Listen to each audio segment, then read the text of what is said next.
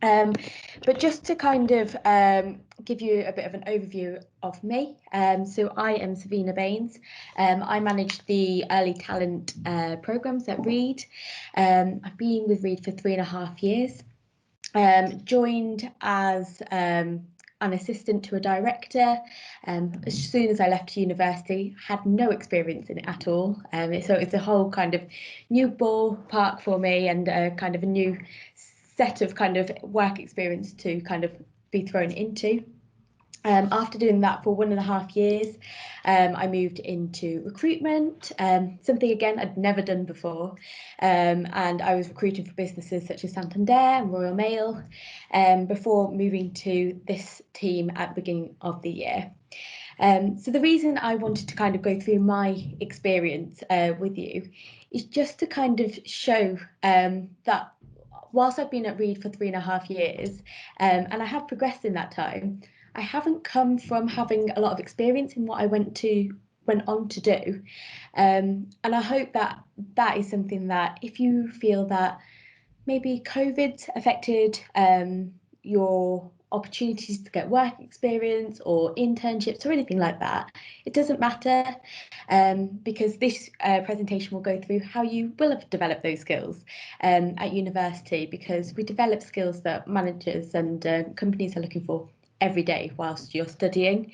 So it's just for you to be able to know how you've utilised those skills anyway, and then for you to explain to future employers how you can fill that gap of what they're looking for. So hopefully we'll be able to kind of build that up. And then at the end, we'll also be talking about how to use that experience to answer competency-based questions as well.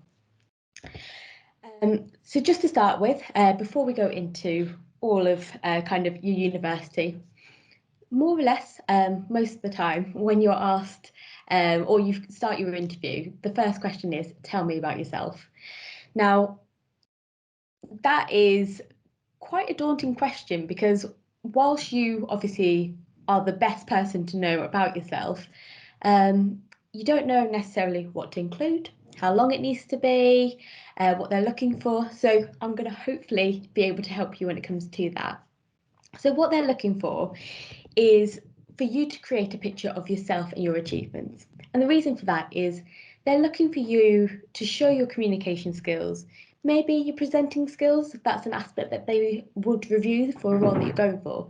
But it's mostly your communication skills on a topic that you know best about. I mean, they could choose a topic at random, but your knowledge on that might not be the best. So luckily, you already know about yourself quite well.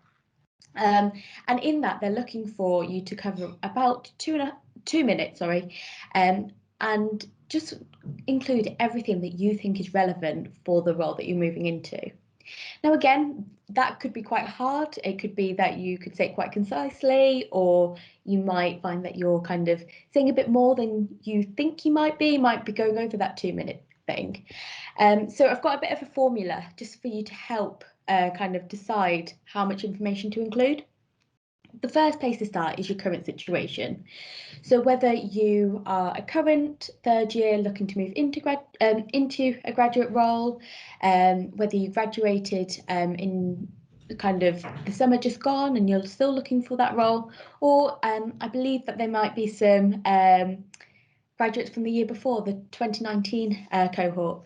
Again, just tell them about the situation, what you're in. Be as honest as you can. You're going for a job, so they're going to be knowing, or they're going to know that there's some reason why you're looking for that job. So be as honest as you want to be in that. A brief overview of your background. As I said, if it's that you've developed your skills at university, be honest, just kind of give a brief overview of kind of what you did at university. Not everyone just kind of attends their university and that's it. There's going to be something else you do, whether it's that you're involved in a society, whether you are part of a sports team, whether you volunteer. There's various different things that you're going to be doing, or various hobbies. So discuss that in that, because there will be skills that you might not realise, and hopefully in this presentation you'll see how you've developed those skills so you don't even realise you do. And then finally, your future ambitions. Why are you going for this role? Just kind of explain that for them. So just to kind of put it into perspective, I'm just going to discuss myself using this formula just so that it makes a bit more sense for you. So I am Savina. I am the Early Talent Manager at Reed Global. I've come from a background of being an assistant to a director and then moving into recruitment for big household names before moving to the early talent team at the beginning of this year. And within this role, I just hope that I can develop it. Obviously, we've been hit slightly by the pandemic, but I'm hoping that we can develop it so that it is a better recognised graduate scheme and placement scheme programmes, but also just so that we can kind of have a larger presence within the company as well. Now, that is pretty much what I said at the beginning, but it's a bit more, there's a bit more structure to it. Hopefully you think that anyway, but there's a bit more structure to it, and you can see how using that formula answers that question quite well.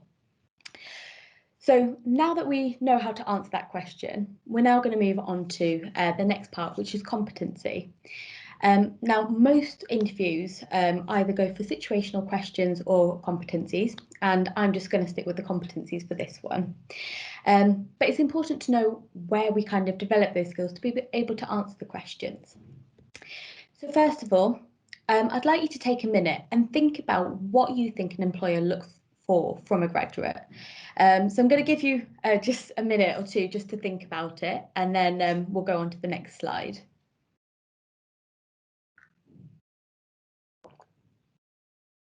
If you want to write them in the chat box, you're more than welcome to do that as well. But if you just want to do private thoughts, that's fine.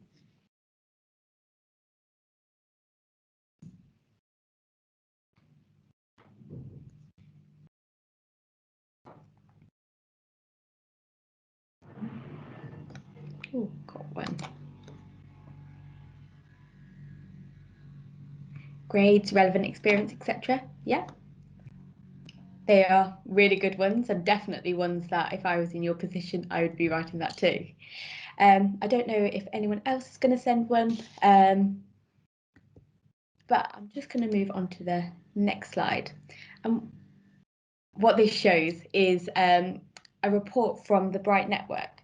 So they released a study called What Graduates Want. And this allowed us to see what students thought employers wanted and then what employers actually wanted from students.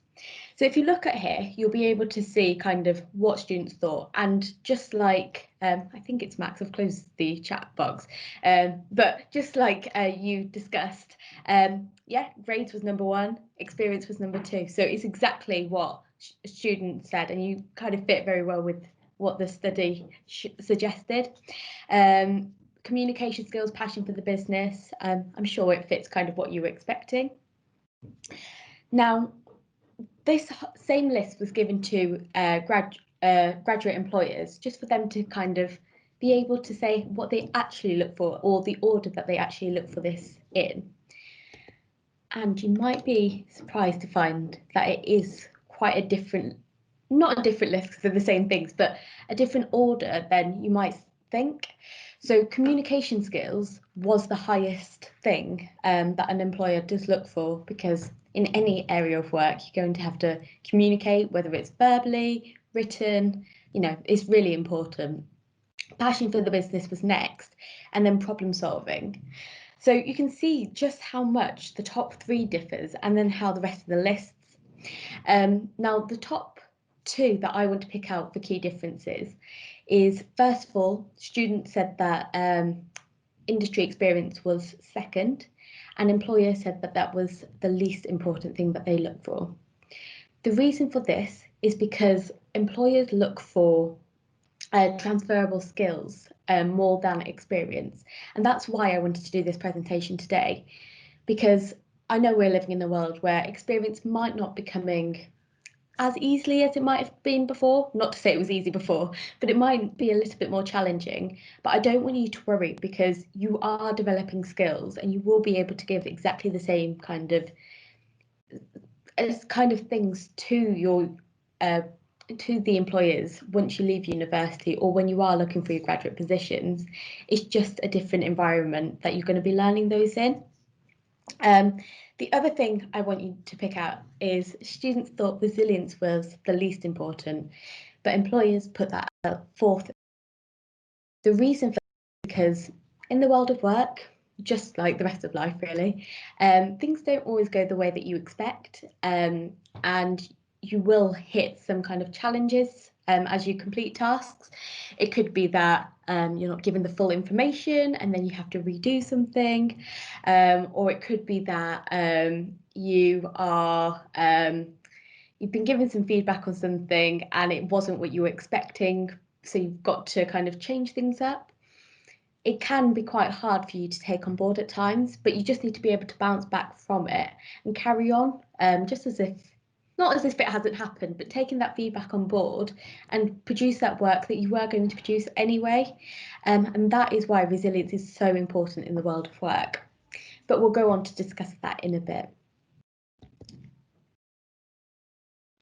So from the lists shown there, the top skills that both employers and students believed were important were communication skills, problem solving, resilience, teamwork, and leadership. And these are all skills that you could develop or will develop during your time at university. So what we're going to do in the next few slides is briefly go through how you do go over these every day at university, or if not every day, most days at university, and how you can kind of use these in competency-based questions at the end as well. So first of all, communication. So I'm sure you're quite aware of what communication is, but it's something we use all the time, whether you're having a conversation with someone, whether you're sending a text message, whether you're even posting an Instagram story or post. That is all forms of communication. And just that in itself shows how much you can discuss in an interview. Although posting something on Instagram, if you're going for a social media position, brilliant. If you're going for a finance one, maybe not as important. So obviously you need to filter it so that it is the right one. So a list of ways that you develop your communication at university. First of all, contributing in seminars and tutorials. This is a way for you to kind of show your view on topics during kind of sessions with people, and it's things that you might have to do at in the world of work. So it could be that you need to have your own voice. Maybe you might have produced some research. You might need to discuss that with other people. You might need to show how you can sway people to your side of your way of thinking. So that will show your influencing skills. There's a lot of ways that just discussing you speaking up in a seminar or tutorial can show so many skills. So as I said, it could be influencing, it could be negotiation, communication, and that is something that you take for granted and you just think it's part of university. I do it every day. How am I ever going to use that? But hopefully me discussing that shows you just how you do use that and develop those skills. Another one is presentations. Your lecturers, your peers, form of communication than talking up in a seminar. In that, you're obviously producing maybe slides or some kind of material to discuss with a group. And there's less of a conversation, it's more you kind of talking at a group. And that has visual communication, it'll have the words, there might be a question answer, and it is very much you have to be quite you need to have interest and be able to think on your feet and answer any questions that are asked of you. And again, they're all skills. Being engaging, that could be kind of creativity. It could be innovation. You might be doing it a different way than other people have. It could be that you thinking on your feet, you could have been asked a really challenging question and you've had to think of a brilliant example or answer for it, and that could really help you in a future interview. So again, it's something that you take for granted, and when I say I took it for granted when I was at university. I'm not necessarily talking for you all. Again, interviewing dissertation, it's form or verbally, it's a different way of talking to people. And obviously, it's very much question and answer. And the way that you're questioning an individual will have an impact. Is it open questions, closed questions, just things like that. And if you're going into a role where interviewing might be quite important, so with the police, recruitment, maybe the legal sector, just to pick a few, that is something that is important. And whilst you might not have that experience firsthand, it's something that you will have developed at university potentially. And finally, it's not to forget about the all the time, whether it's your essays, course, even if you don't do it in university, you will have at A level, and that's obviously such key. That's so important in any type of work that you do, whether it's admin focus, whether it's you're writing emails and they're two senior members of staff. Written communication is always going to be important, and that's a way that you can always show how well you can write by the level of kind of marks that you get from your coursework. The other thing that I want to discuss with communication isn't just you voicing your own opinion, but also you actively listening to others. So it's you taking that information on and using that to either complete an essay or kind of follow that instruction. So questions around communication might not just be about how you've communicated, but how you instructions to complete a task as well.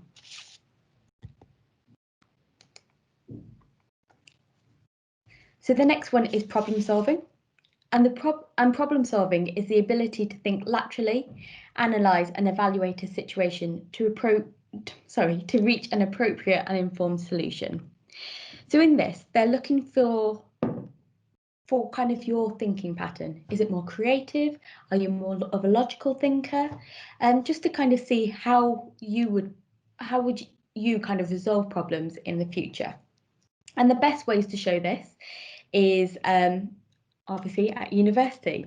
So the first could be coursework. It could be that you've been set a problem that you have to solve as part of your coursework, which of course is going to be a brilliant example, and you'll be able to discuss that in detail because you can discuss the steps that you took.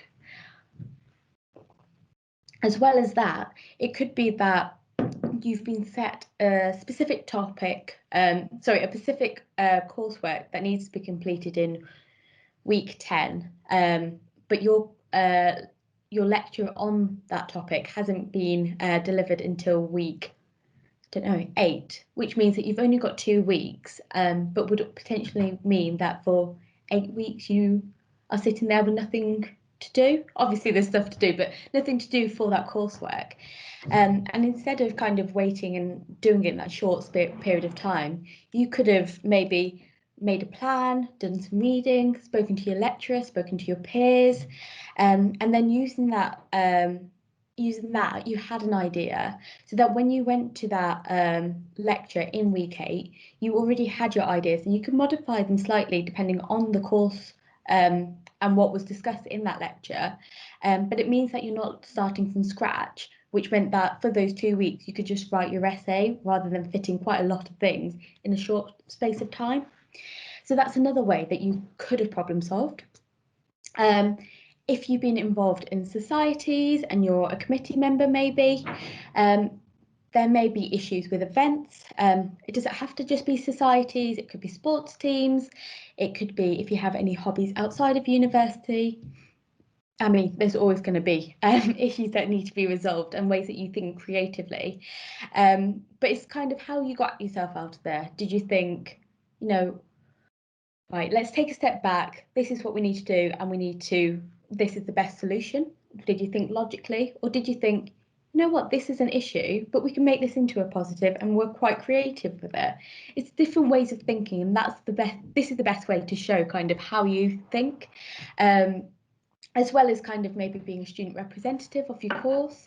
People might come to you with issues that they've had, and you might have a good solution to it that you can discuss with them or discuss with your lecturers, and work with them to make sure that is resolved. And again, if any of you have completed any placement years or placement opportunities or intern start in everyday life, especially in work, that you will have to overcome. And therefore, problem solving is really key in that. So there'll be some examples that you will have picked up in that as well. So resilience. So as discussed, resilience is your ability to bounce back from adversity with a positive response to the setback or challenge. So this is important as businesses are working towards a goal.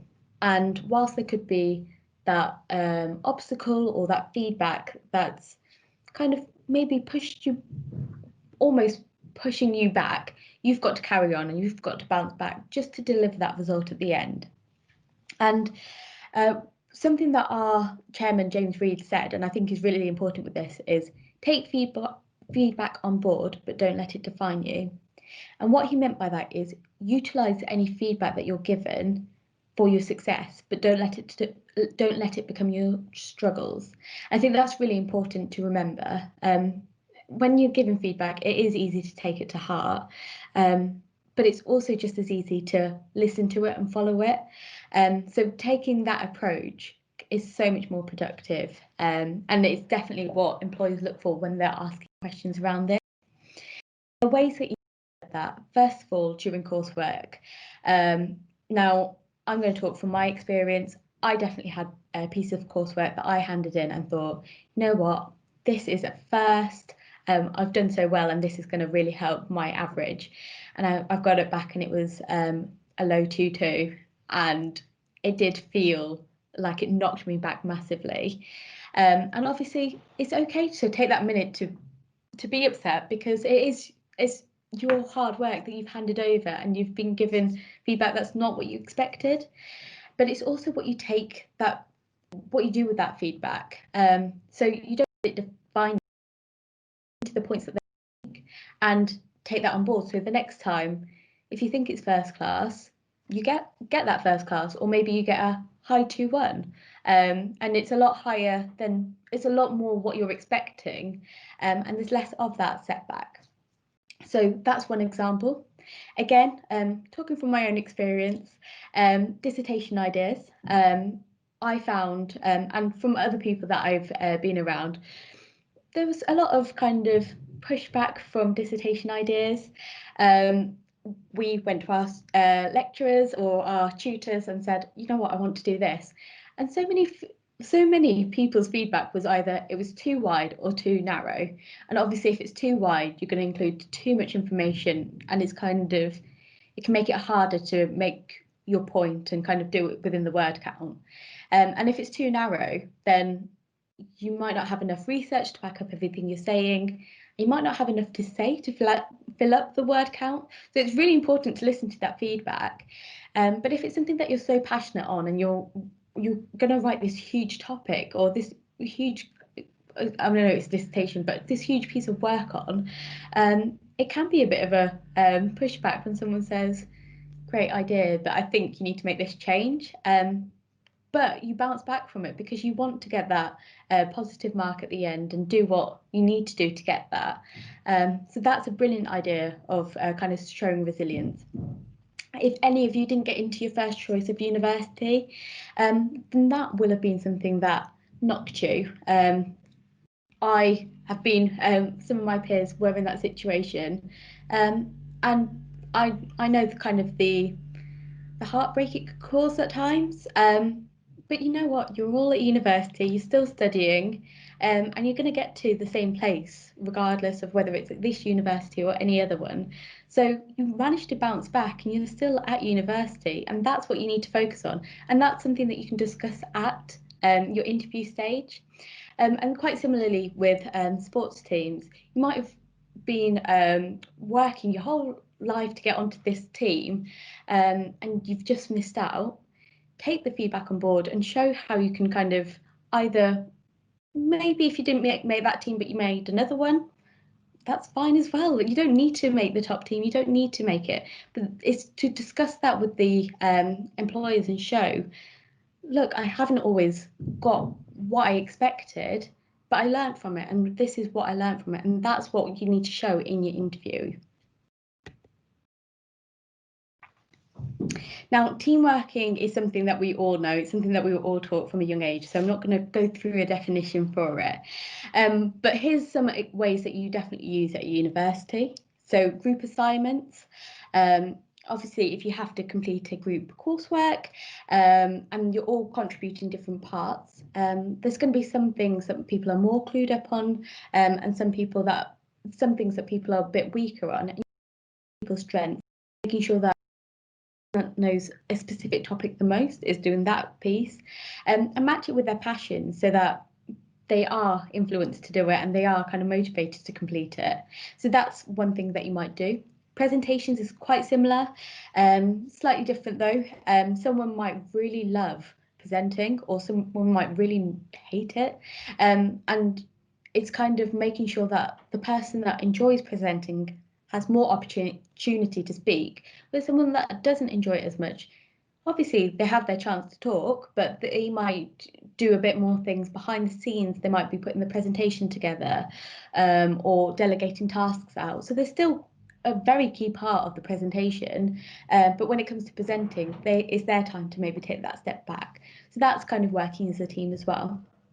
On your university committee, if any of you are, then there will be times where you've all got to take kind of, maybe there's a marketing secretary, sports, and you all have to come together to get that task complete. For example, if sports event, have to be someone to market it, someone to make sure that you have the funds for it, obviously people to actually run it. So there's different people that will have to come together to make sure it works. And obviously that's not just in committees, but it could also be in sports teams as well. And in terms of sports teams, obviously it's quite obvious how, say, rugby, football, netball work as a team because they're team sports. But even those that seem a bit more individual, you will be working as a team. So for example, if in athletics, there could be two people that are runners, and you could take turns to maybe evaluate how each other are running and provide a little bit more feedback. And from doing that, you're both able to run a little bit better, and perform a lot kind of stronger. And that shows you working as a team, and that's not even a team sport. So it just shows how much you utilize it without really realizing it, because I think if I wasn't this way of thinking, I'd never think of that as teamwork. And finally, leadership. So leadership is the ability to take control of a situation and either inspire or empower them to work towards a shared goal as an effective team.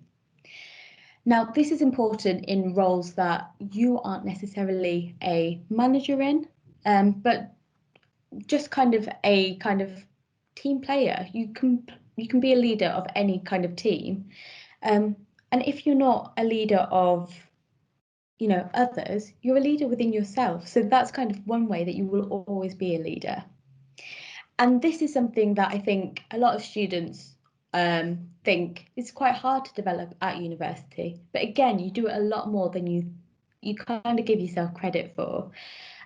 So group assignments, there will always be someone that takes the lead in different things. So someone might take the lead in kind of setting up meetings. That's a way of showing leadership. Someone might quality check something and make sure that everyone's following the same kind of platform or kind of format. That's a way of kind of showing leadership and kind of motivating everyone to work in the same way. Someone might take a leadership of delegating tasks. There's lots of different ways that you can show it, and ways that you will inspire and empower people to do their own things. So if that is something that you have already done, then brilliant. But if it's something that you think, I've done it a little bit, but I'm not sure whether it's strong enough, you've got a lot of time to kind of utilise that and build it up. Same if you are a committee member or even part of a society, there'll be times that you might have to have a discussion, or going back to, I'm going to go on a tangent, and going back to that time of talking in a tutorial. If everyone's listening to you and you're swaying their opinion, you're showing leadership in that way, and everyone's coming onto your way of thinking. You might be inspiring other people to make their own conclusions based on what you say. So that's a brilliant way of doing it. And going back to this committee example, you're the leader of whichever role you are the representative of, and people will come to you from the society for that, whether it's for sports or whether it's for social events. I don't know how many social events there are, but whether it's social events and things like that. But also other members in your committee will also see you as the leadership of that. So even, for example, the president of a committee, they are seen to be kind of the top of the pyramid. But if you're marketing, you're going to have more knowledge than the president. So they'll see you as the leader of that. So you all come together to show that leadership of whichever part you're kind of representing. The same with the course representative. You are kind of the leader of your course, and people come to you and discuss issues that they might be having or things that they might want to be changed. And you might inspire them to either kind of come up with a solution of their own, or maybe speak to the lecturer on their own if it's something that is quite personal to them. So obviously it's a case-by-case basis, but it's a way that you might kind of utilise your leadership skills within that. And also there are sessions or other sessions which will help you to kind of showcase your leadership skills, or develop them in different ways if you don't kind of think that you've already developed them, but I'm sure you already have in some way or another. So that is a very quick overview, because we've only got 25 minutes left and I want to go through how to answer a competency-based question. But if you've got any questions, make sure to put them in the chat box and we'll go through them afterwards. But as I've been mentioning competency-based questions for a bit, I want to explain what they are, just in case you've never heard of one. So a competency-based interview question is a way for an interviewer to find out a bit more about your skills, but in a practical way. And that's not in a way that they're going to ask you to demonstrate them live, but they're going to ask you to give a description or talk them through a time you've showcased that, or you think that you've used that skill, just for them to kind of see, just to see how you have utilised it. The reason for that is, if I was to ask any of you, tell me about your skills, and you said, oh, well, I'm brilliant at problem solving, there's almost no proof for what you're saying. But if you say, oh, I know how to problem solve because in one of my courseworks, we had this problem and I quite literally had to solve it, and this is how I did it, then I have a lot more kind of understanding of how you think, but also how you kind of have shown it in the past. And the way you can kind of see whether it's a competency-based question is because it will start with some things such as, tell me about a time, or discuss the time. So it's kind of asking for you to reflect on your previous experience. And in this, what you need to do is outline a previous scenario that you've been in and talk through what you did. And there's quite a nice, that is the STAR technique, which is on the screen. You will already know about this tool. Others of you, it'll be a brand new kind of tool to add to your toolbox, but it will help you definitely when it comes to competency-based questions. So to start with, obviously it's called STAR because each letter stands for a different thing and it all makes up the word STAR. So S is the situation. So this is where you just kind of give a bit of an outline of the scenario you were in, just for the interviewer to have a bit of an overview. The task is what you actually had to do, and what you were actually set and what you had to kind of work to achieve. The actions is what you did, so kind of the steps that you took to complete it, and then the result is what you got out of it at the end. Now, the result is something that I don't know why, but a lot of people miss out when it comes to a competency-based question. So it's something that I really encourage you to make sure that you are including, because it's such an important part, because you've described everything, and we want to know the include that at the end. Now, just to which you should include for each one. The situation should be about 10% of your answer. The task should be 30% of your answer. The action is 50% and the result 10. So that's just for you to be able to make sure that you're saying the right amount for each. Now I'm going to give you an example of me answering a question for you. It's probably one that you've been in before.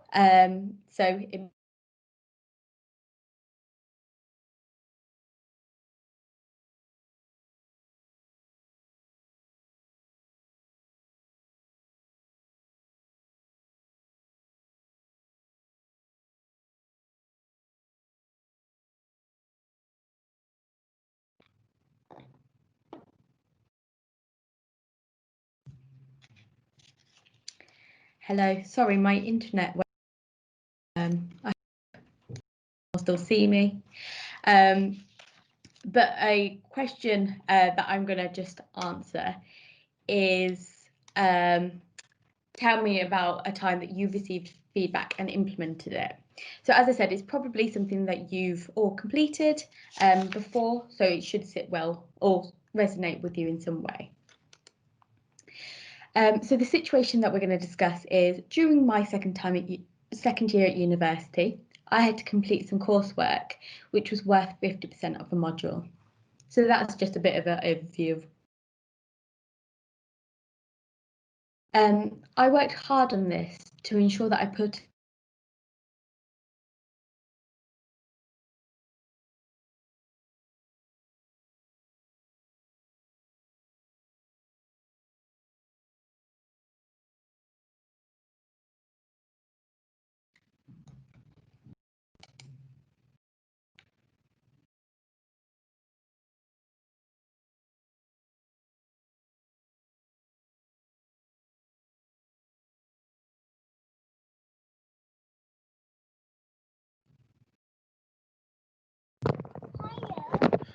Hi, Savine. I think you're back now. Hiya, thank you very much for that. It's all right. I don't know what's happening with my internet. So at that point, you could have just stopped and not carried on. And because that's kind of a lovely way of you kind of saying that you've outlining your situation and what. But that doesn't answer the question. It doesn't tell us about any feedback that you received. Because you could have said, I got a, I don't know, 70%, and I was really happy with that. But that doesn't answer the question, and it doesn't show how you implemented feedback. So from here, when I got the feedback, it was lower than I expected. It was 52%. So the action, which is the biggest part of the answer, as it was lower, it did upset me. However, I wanted to learn from this experience. I approached the lecturer and gained additional feedback on the coursework, finding that it was too subjective. I then researched how to write a balanced essay and spoke to my peers about their experiences. By doing this, I was able to rebuild my confidence by the time it came to completing the coursework, which was worth the other 50%. And the result of doing that was I was able to score 78% on the essay, resulting in a 2-1 overall in the module.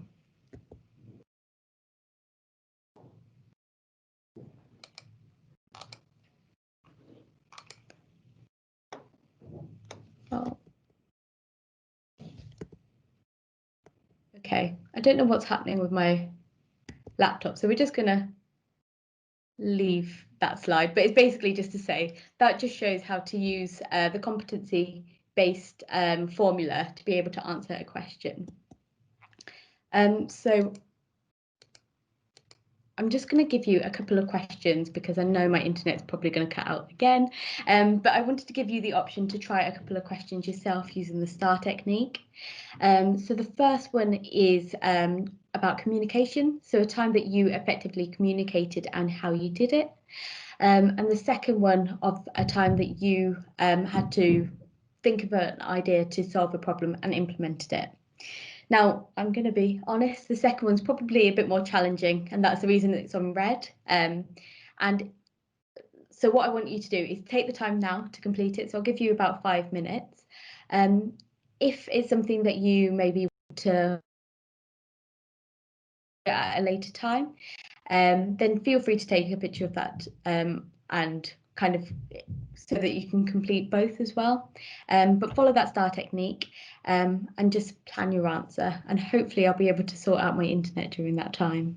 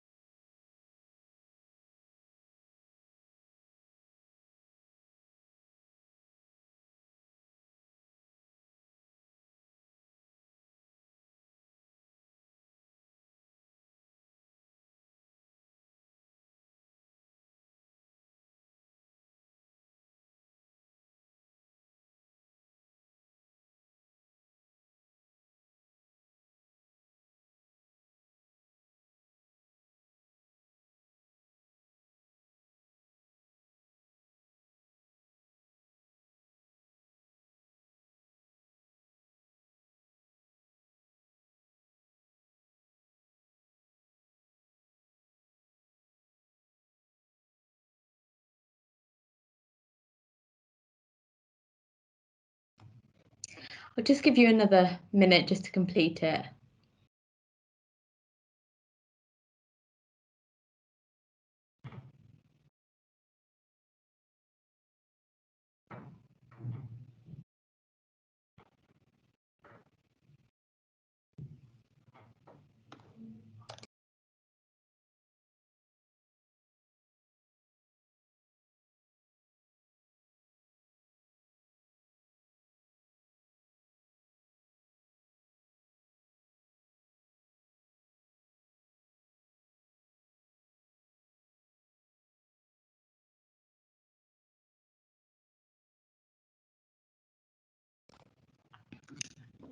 Okay, so I'm going to move on to the next slide, but as I said, if anyone wanted to take a picture of that and discuss it or use it later, then feel free.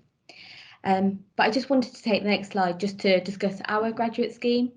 So Reed run an internal graduate scheme for, and it's a 3-year programme, and it's made of 3 one-year placements. Now, the first year would be either a recruitment or an employment-based role, and one is kind of to work with clients and candidates and put the two together, whilst the employment role is more to find or work with people that are unemployed and make sure that they are getting the support that they need to be able to kind of move into employment afterwards. So whether it's kind of mock interviews, whether it's helping them with their CV, helping them with their confidence, it's quite beneficial really to individuals that are struggling. And then after the first year, you have the option of either staying in that role or moving into some of the support roles that we have within the business as well. And that could be maybe marketing, HR, project management. You know, there's different areas within the business. Our opportunities are kind of run nationally. Now, obviously, you're all studying at Leeds or have are alumni of Leeds Trinity.